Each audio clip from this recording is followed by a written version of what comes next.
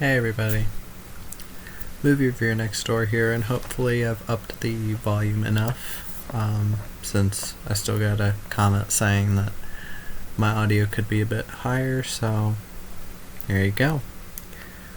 And tonight I watched Catch Me If You Can, and you can actually see it. Catch Me If You Can from 2002, directed by Steven Spielberg. I'll get to that. Starring Leonardo DiCaprio, Tom Hanks, Christopher Walken, Martin Sheen, and Natalie Bay. Now, this movie, probably everybody knows what this movie is, but for people who don't, it's about, it's a biopic about a man named, he was started out being 17, but Frank Abagnale Jr., a 17-year-old who, before the age of 21, he basically was a con artist. He conned his way into flying free on airlines, faked his way into getting checks cashed, and I think he cashed over $4 million before he was caught, and then he ended up working for the government. Pretty simple. The film apparently doesn't dramatize that much, except for Tom Hanks, but I'll get to that. I'll just say right off the bat, I thought the film was fun. I'd give it an 8 out of 10, I guess. It's just, there are some caveats of why it's not higher. But I'll start off with Leonardo DiCaprio. He does a great job in the film. Sorry if you heard that, but he does a great job in the film. He plays Frank Abagnale Jr. very well. He has the charm, he has the looks, he has the looks to get people to trust him and all that. And he just does really well in the film. Tom Hanks as Tom Hanks' character. Now, I know a lot of people love this movie. It's got a 96% on Rotten Tomatoes. It has an 8.1 out of 10 on IMDb. I know a lot of people love this film. We have to agree on one thing at least. This character did not need to be in the movie. Every time Tom Hanks' character is in the movie, it's not that Tom Hanks does a terrible job. He's fine. I've liked him in other films way more. But he,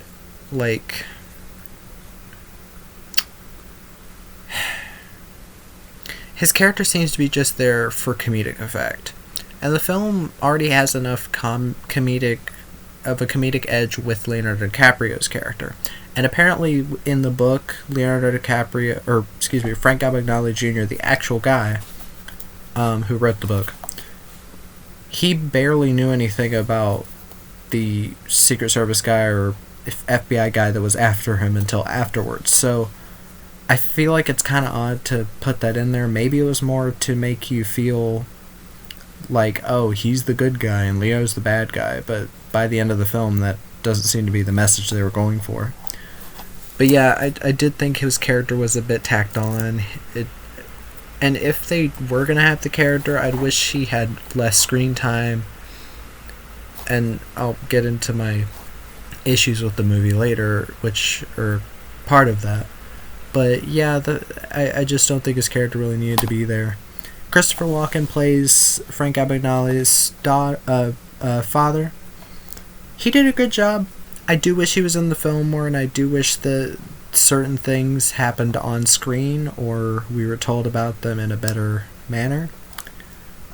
I'll get to that. Martin Sheen's barely in the film. He plays the father of a woman that Frank is going to marry. He was fine. I've never really had a big issue with Martin Sheen being in a film. Excuse me. Natalie Bay, Yeah, Natalie Bay, she was fine. She plays Frank's mom. But yeah, just... I guess I'll get to the good first. The film is shot well. I think it's Steven Spielberg's normal cinematographer. The score from John Williams isn't too distracting. A lot of his scores seem to be very distracting and whimsical. For this, it worked for the setting and the tone that the film was going for, which was kind of a playful and at times serious tone. Leonardo DiCaprio did a good job. I had no real issue with him, even though I'm not the biggest fan of him.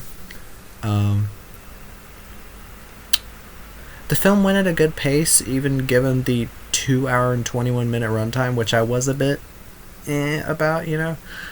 I was a bit like, am I really going to be alright with this? Because it's so long. So many of Steven Spielberg's films are so long. I'll comment on that in a second. Also, I keep saying that in all these reviews. But,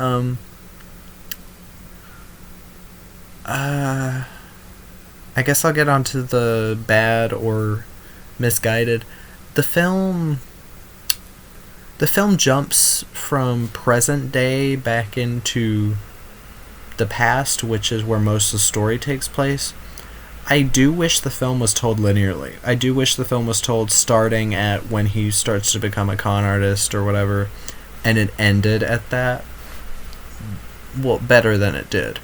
But because there are certain scenes where it's like, the movie literally opens up, this isn't a spoiler, with him getting caught and thrown, or he's in a French prison, and Tom Hanks's FBI agent comes in to take him out because he's trying to escape from there or something, and he's here to take him to America. So you start it there, and then you cut all the way back to him starting out as this, and I'm like, yeah, you kind of just ruined the mystery. I understand it's a biopic. Most people who've watched the movie or watching the movie have probably read the book or at least know about the guy by now, because everything's online, and back then the internet wasn't what it is today. But yeah, I'm just not a fan of that. Not a fan of Tom Hanks' character, really. Yeah, he has some kind of goofy, funny moments, but for the most part, it kind of feels like Steven Spielberg's trying to be like, oh, look, I'm funny, I can be goofy, hoo-hoo, I'm a normal person. And I just know he's not. The way that that Frank gets caught, I had a big problem with that. It was like, oh, he flew off after leaving his soon-to-be wife, and then it cuts to 7 months later, and Tom Hanks just happens to find where he is in France, and it's like, yeah, that makes literally no sense, and there's like no build-up to it at all, and he's just there.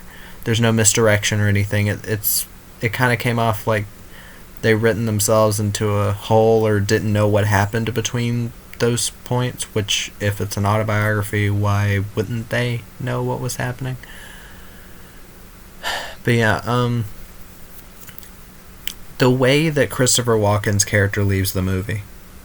Now, this is not a spoiler. It's a biopic. It's kind of hard to spoil a biopic. Frank's dad dies off screen. Frank Jr., main character, Leonardo DiCaprio, is told this on the plane heading home. First off, you killed off Christopher Walken off screen, and he was one of the most enjoyable characters in the movie, who needed more screen time.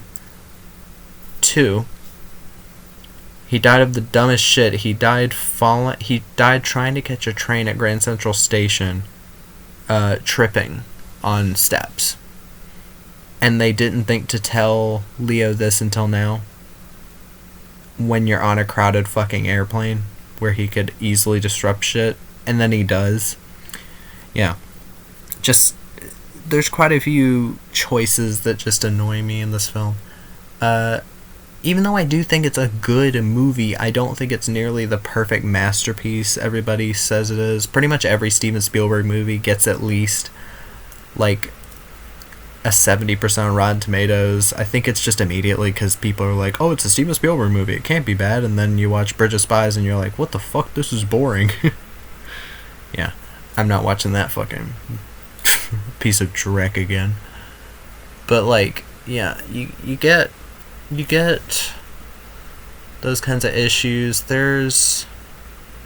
I don't like how so many of the characters just kind of just get left in the breeze. Jennifer Garner comes in for like one scene and I was like, oh, she's cool in that one scene, and then she just disappears. I know you can't really have a ton of screen time for everyone, but I do wish a bit more was done with her character. But otherwise, like, I do like the film. I don't have huge issues with it. It's mostly just character, like either small character issues or just in general how a character was handled. The mother too is kind of just there to be like, oh, she betrayed the family. I do wish they just would have condensed this a bit, taken out Tom Hanks' character completely. If they wanted to have scenes of him like investigating, get a character actor, just make it all Leonardo DiCaprio's thing, because he's clearly the better actor in the film. Like, I haven't seen a ton of Tom Hanks films. I've seen Sleepless in Seattle, I've seen Big. I love those movies. But yeah, just I've always gotten the feeling that Tom Hanks was kind of a one-trick pony. He's kind of always just the kind of child at heart character. And he was kind of that in Sleepless in Seattle and Big. So I was a bit like, he's trying to do something different. And yes, there are a couple funny scenes with him, but I don't think that really matches the tone that the film's going for. It's more adventurous. It's more like an adventure or a caper with a tiny bits of comedy thrown in. I think they went a bit too goofy with that, Steven Spielberg or whoever wrote it. But yeah, or if they'd stuck straight to the story and like told the story exactly as it was, that could have been interesting. But yeah, I don't know if there's much else for me to say. I'm trying to think of things that happened. Leonardo DiCaprio, I think he was around like 25 or 26 or something like that when he was in this, and he's playing 17 up until like later when he's nearing 30. I think he pulled it off for the most part. There are a couple shots where I'm like, and there are a couple scenes where he's like romancing women, which I was like, it's kind of weird. I get it, he's 17, he's close, but he's still technically underage, so it's a bit weird seeing him and Jennifer Garner kissing, or him and Amy Adams kissing, or it is just a bit weird. But yeah, I get that they're trying to tell the exact story, and apparently that's what he actually did. It is just a bit off. Like, they didn't have to show anything. They don't really show anything. It's PG-13. It's mostly him kissing them, at least that. But it is insinuated that they, banged. But yeah. Just, other than that, like, the film is good. Just those bit of flaws, or, like, issues that I had with it. Just certain things not being explained well, or explained at all. Man, just, I do recommend it if you're already a Steven Spielberg fan, or fan of movies in general, biopics, and you're curious about this. I mean, go ahead, watch it. Just know that, no going in those 2 hours and 21 minutes. Yes, the pace went by well, but just know that it is a long sit. I would have rather have watched Dragged Across Concrete again, but then again, that's one of my top 20 favorite films of all time. So, but yeah, not much else I can say. But yeah, hope you all enjoyed the review, and see you later.